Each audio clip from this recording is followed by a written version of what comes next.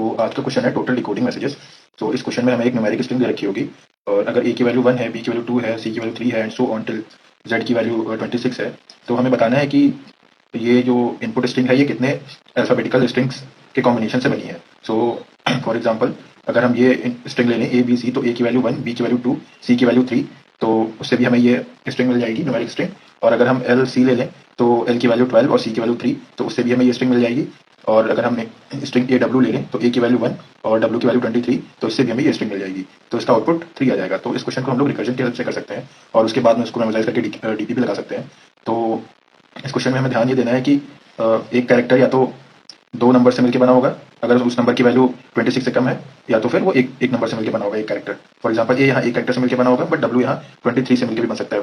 But अगर हमारी input string में कोई एक ऐसा नंबर होता है, मान लीजिए यहाँ पे 7 होता है 27, तो उसको हम एक साथ कंसीडर नहीं करते बिकॉज वो इस कोडिंग में कहीं पर भी नहीं आ पाता।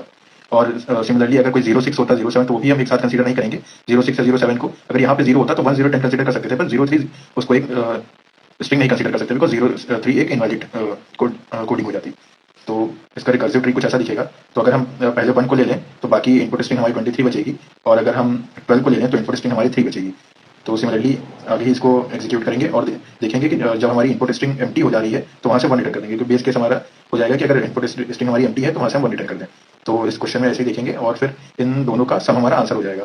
तो यहाँ से 1 रिटर्न हो जाएगा, यहाँ से 1 रिटर्न होकर यहाँ पे 2 आ जाएगा, यहाँ से 1 रिटर्न होगा, इन दोनों को ऐड कर देंगे तो 3 आ जाएगा। तो हमारा आंसर इस केस में 3 हो जाएगा। तो इसका कोड सिंपल ही रहेगा। हम यहाँ पे आई का यूज कर लेंगे रेदर देन स्ट्रिंग को एम्प्टी करने में, बिकॉज अगर हम लोग स्ट्रिंग को एम्प्टी करेंगे, इसमें डिलीट करेंगे तो हमारी कम्प्लेक्सिटी थोड़ी बढ़ सकती है। तो हम आई ले लेंगे और आई अगर हमारा स्ट्रिंग के साइज के बराबर हो जाता है तो हमारा ये बेस केस हो जाएगा और हम 1 रिटर्न कर देंगे। और ये चेक लगा देंगे कि अगर एस ऑफ आई 0 है तो 0 रिटर्न कर देंगे, क्योंकि मैंने आपको बताया था कि अगर यहाँ पे 0 हो जाता है तो 03 एक इनवैलिड स्ट्रिंग होगी, तो उस केस में हमारा आंसर 0 आ जाएगा। और ये मैंने डीपी ले ली है, अगर डीपी में हमारी कोई वैल्यू है तो डायरेक्ट हम उसकी वैल्यू रिटर्न कर देंगे, वरना हम आंसर निकालेंगे। तो आंसर निकालने के लिए हम रिकर्सिव कॉल करेंगे और पहला कैरेक्टर को लीव करके बाकी स्ट्रिंग के लिए रिकर्सिव कॉल करेंगे, जैसे कि हमने यहाँ पे i+1 करके किया है, जिससे कि पहला कैरेक्टर रिमूव करके बाकी के लिए हमारी रिकर्सिव कॉल हो गई।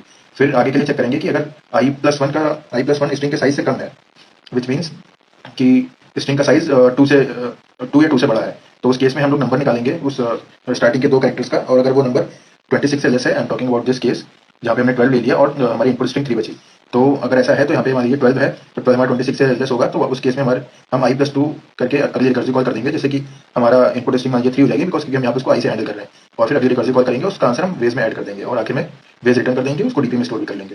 फिर इसको हम लोग एक मेन मेथड में कॉल करेंगे, यहाँ पे हमारा स्ट्रिंग का साइज हो जाएगा और डीपी वेक्टर ले लेंगे जिसमें हमारा n हो जाएगा, उसको -1 से इनिशियलाइज कर देंगे जिसका साइज n हो जाएगा, और फिर ये फंक्शन कॉल कर देंगे सॉल्व फंक्शन और आंसर रिटर्न कर देंगे।